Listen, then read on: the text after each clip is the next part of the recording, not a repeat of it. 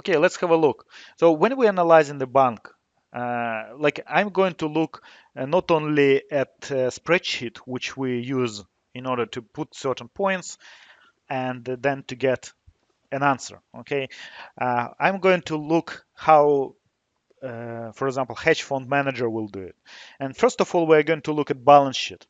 Now, I looked first of all because I know that a lot of you don't have access to value line yet, and that's why I downloaded it from Yahoo Finance. So it's publicly available, and every one of you can just download it and have a look at this. Also, the reason why I'm trying to show you different sources, because the information, the name for different like assets would be different. Okay, so for example, when we open balance sheet, we always have assets and we have liabilities and equities. Okay, assets, it's what we have. Okay, assets, it's our kind of saying wealth. All right, and when you compare assets in bank and when you compare assets in, for example, retail industry or in any other type of industry, they can be very, very different. Now, the reason for that is that in bank, for example, if I gave you money, $1 million, you took that money, but it considered to be my asset. Okay, it's considered that I have this $1 million. And when we look at this cash and cash equivalent, all right, so and that's, we don't know what it is. Okay, so also when we have long-term investments, that's probably mortgages or loans or something like that. So this money, they don't exist, they doesn't exist in the bank. They probably right now in the pockets of a lot of businesses or like private people, and but we consider it to be as an asset with a bank. So why it is very important? Because when we look at assets and we deduct liabilities, and in this case we can identify the equity, shareholders' equity. So that's what you really own. It's like, imagine that if you have a mortgage, right, and the house price on the market right now $1 million, and you still owe to the bank 800,000. It means that your equity is $200,000. So similar way we calculate here. And when we divide this and take this equity and divide by amount of shares, we get a book value. Now, and a lot of people, when they invest in companies, they perceive, okay, if the book value is, for example, on the same level as the share price, I'm safe, because if the company getting into liquidation, for me it's very easy because I at least can get book value.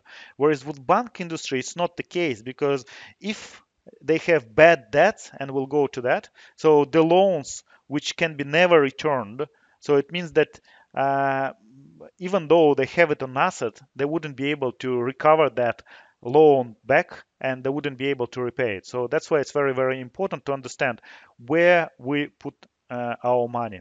Okay, so let's look at liabilities, and after that we'll go into details. Liabilities, similar stuff.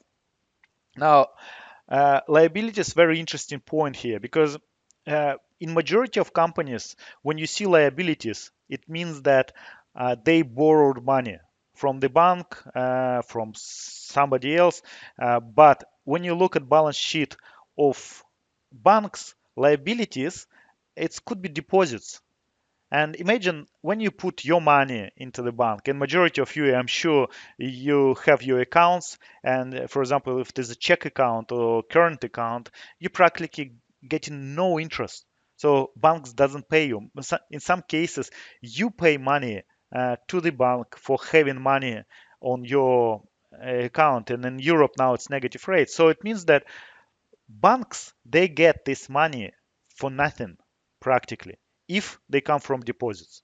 Now, of course, bank can borrow money. So for example, if they have a lot of people who are asking for loans, and banks, they don't have their own finances, what they do, they borrow money. They can borrow money from government, or they can go buy money from other banks, and in this case they're already paying interest.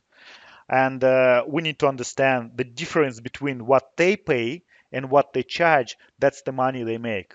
Okay, and the more this margin, net interest margin, it's called, the more money they make. Okay, that's kind of the thing about it. So when we look here, we can see that, for example, with liabilities, the interesting point about Wells Fargo, look at this long-term debt. When we analyzed other companies, we always look long-term debt, and for us it was important, right? Now, and we always try to find companies with the current liabilities uh, pretty low. Look at the amount, the size of current liabilities of Wells Fargo. So it's 1,223,000,000,000. So it's huge amount in current liabilities. Current liabilities are liabilities which can be, which has to be converted and paid within next 12 months. And I presume the reason why the current liabilities are so high, because all the money practically come from deposits. And if person put a deposit in a bank, they can withdraw it next day, like on a daily basis. So it's they don't have long-term contract with them. So practically all the money comes from this type of sources. From one point, it's bad because if people decide to get the money, so bank will be in trouble. But from another point, it's they don't have any interest. They don't pay any interest on this type of deposits. Okay, that's kind of thing. And actually, we discussed it yesterday in our club meeting. So uh, that's why banks will be telling you that everything is good until the last moment. Okay, because the situation happens like that. Imagine that you somebody ask you for money and you borrowed this money. You borrowed this money and gave to that person, and then you borrowed another and gave to the second person, etc., etc. So you gave away all the money which you borrowed, and then people who gave you money decided to ask you for money and coming to you and telling me, okay, give me my money, but you don't have them. You cannot get the money because you uh, gave a loan to somebody else, and you would be in trouble in this particular situation. So a similar situation can happen with a bank, and that's what happened in Greece. So they limited it to 30, I think 60 euros a day. People couldn't withdraw more than that, even if they had quite a lot of money on their account, because banks, they just can't provide uh, this amount of money. Okay, so that's the key, and that's why banks always will be telling you that everything is good, because otherwise, if they tell that something is bad, what are you going to do?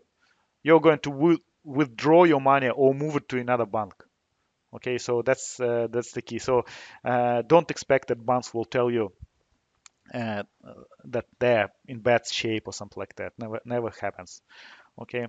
All right. So total liabilities we can see here 1 trillion and 597 billion, 94 billion. Whereas we looked previously at balance sheet, we could see the total assets was 1 trillion and 787 billion. The difference between them, that would be equity. So it's about 200.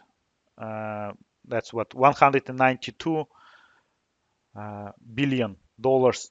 It's equity of shareholders' equity. Now, another thing which is very important to pay attention is the amount of book. Let's see, goodwill. Here we can see 25 billion of goodwill. That happens when bank buys another bank or buys another company, right? So they buy a brand name. Now, if the company is getting bankrupt, you cannot take as a shareholder a part of goodwill. It doesn't do any good for you to you. Okay, so you cannot sell it, you cannot use it. It doesn't generate any profit for you. Okay, so that's why it's important to understand. And when you look at the final, so total stock shareholders equity, 192 billion. But if you deduct book value and any intangible assets, so which cannot be sold, which cannot be used, right? So it's only 167 billion dollars. Now, if you look in total, assets is about 1.7 trillion dollars, and 1.6 is assets. So it's like 10 times more, we have assets than we invested our money. So we borrowed money and we gave away 10 times more than we have, like personally invested. Okay, that's from balance sheet. Now in value line, it's all presented in different way. Okay, in value line, what we see first of all, we can see book value here, right? That's what important. That's per share. But we understand if you look now back on the previous slide, so we can see the difference is 25 billion, right? So if we see here about 192 billion and we take 25 billion out of it, it would be about what? About 12%, right? About maybe more, about 13% compared to the total value. So if we take this book value, we need to deduct 13% out of it. That's where we get tangible book value. So it's smaller than here. Why it is important? Then we compare with price. I don't have price here. We'll look at this later. But right now, the price of Wells Fargo is about $48 or $46, and book value is 33. So we see that price to book value it's 1.5 times, close to that. Okay, so it's higher than book value. So if the Wells Fargo going to go to liquidation, uh, we'll be lucky if we get this $33 minus 13%, so it's about $29. That's what we will get, okay, on the sale of assets, assuming that we can get and recover all loans which we gave away. Okay, now the next one, we can see here total assets, and we can see that this number is exactly the same. It's 1.78 1 trillion and 787 billion. Now the difference here that we can see that loans and loans, that's what bank gave away in loans. Okay, 905 billion dollars.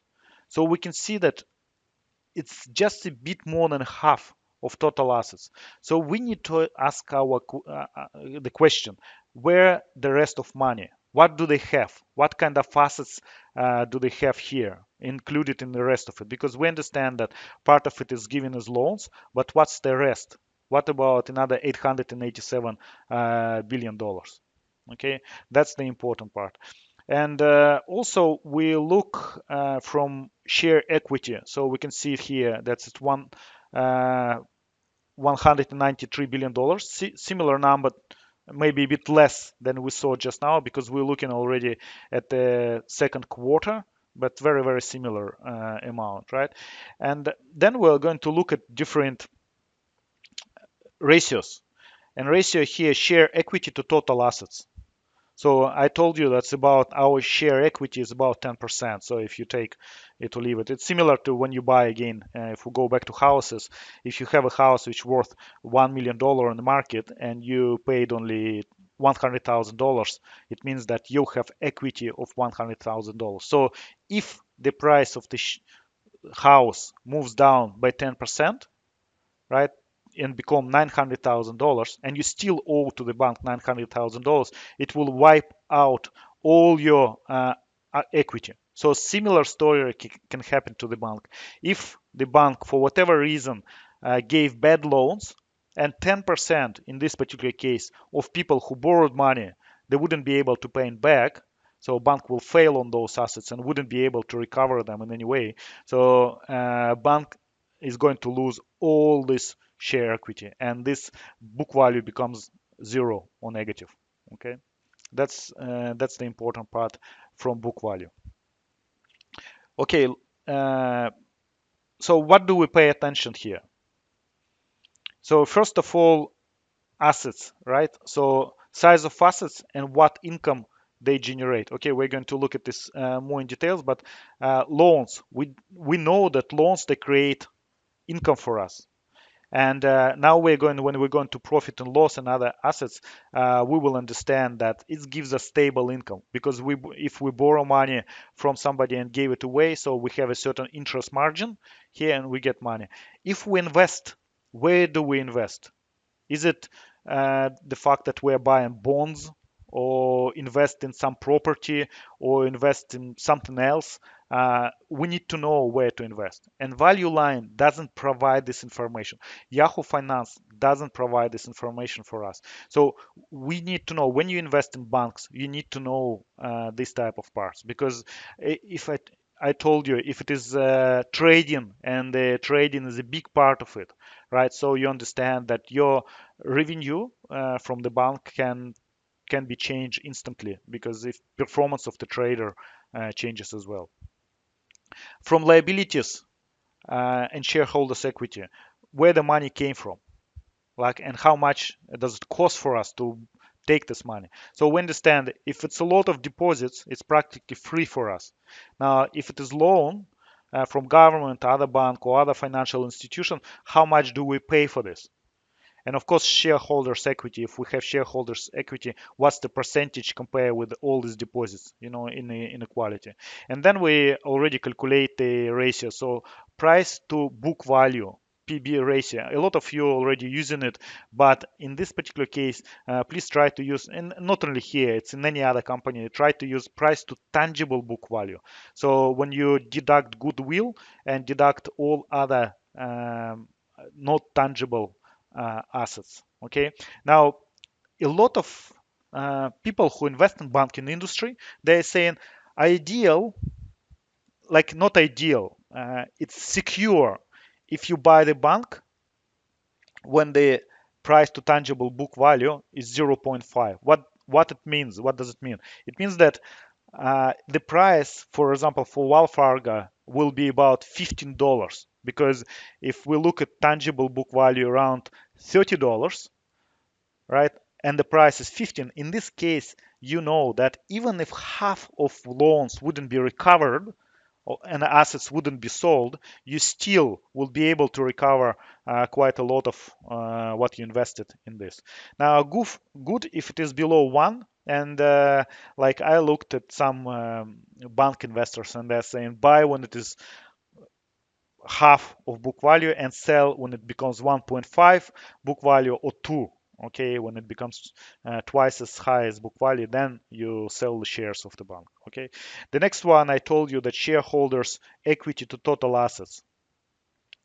Now there is interesting correlation here because the higher it is, the more secure the bank, but less profitable. Because imagine if you paid $1 million for your house and then you let, like for example, on the rental market, you rent it out and you're getting, for example, $50,000. Okay, maybe 50,000 so much, but $20,000 a month in rent. So it means that you generate 2% on your return. Okay, if you have only $100,000 put in there and 900 borrowed, and for example, we say that interest rate is zero, so you're paying nothing. So in this case, your return is nearly 20% because your investment is only $100,000 and you're generating $20,000. So similar in bank industry. So the higher percentage of borrowed money, the higher the leverage, the higher the return. But at the same time, the higher risk. Okay, that's why when we look at the bonds, we're trying to see this ratio above 10. So when not less than 10 percent of shareholders equity towards total assets. Okay, it's just from practical experience. And if you look at 2008, when a lot of banks closed down, for example, Citibank, it has about this ratio about 5, and it has a lot of losses. And I am going to show it to you. Lehman Brothers had same issues, and other banks which had troubles, they usually were highly leveraged banks. And that's kind of stuff which we need to understand. Now, okay, before I go here, I want to show you because I explained you that we need to know loans. Do we give these loans to commercial organizations? For example, do we give it to businesses or do we give it to mom and dads? Who are these loans going to? Investments. If we do investments, where do we invest? Now, all this information is publicly available, and I'm going to show you where you can get it. Okay, great. Now, When you go to Nasdaq, if you just type it nasdaq.com, okay, then you just insert the ticker symbol here. So WFC, Well Fargus. Okay, that's better here. Just close. Okay, perfect. So when you get to Nasdaq, on the left-hand side, you can find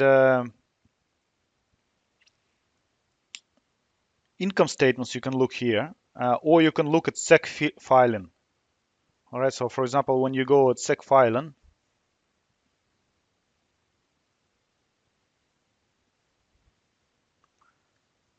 you can see the list of documents which they produce. We are looking for Q10. It's quarterly report, and usually it's on a day of end. It would be named.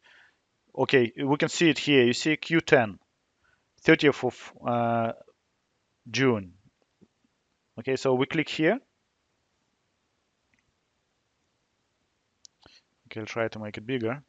And so basically we get here all the information value. It's more precise information here, and it's interesting. So let's have a look what you can identify there. That's what we will see here. So first of all, financial statement. So and that's in part one.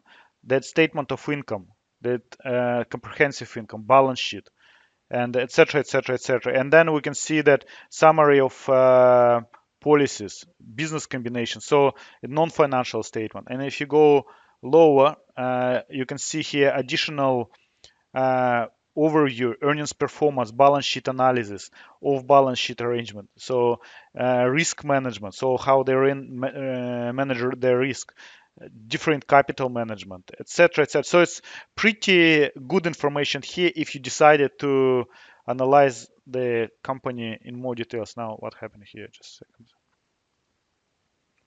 Okay, that's for instance the balance sheet. Okay, so like also we see here not only balance sheet, we see income and everything. So that's what we can performance. And when you look at performance, it shows first of all quarterly. So it's compare quarter 2016 and quarter in 2015.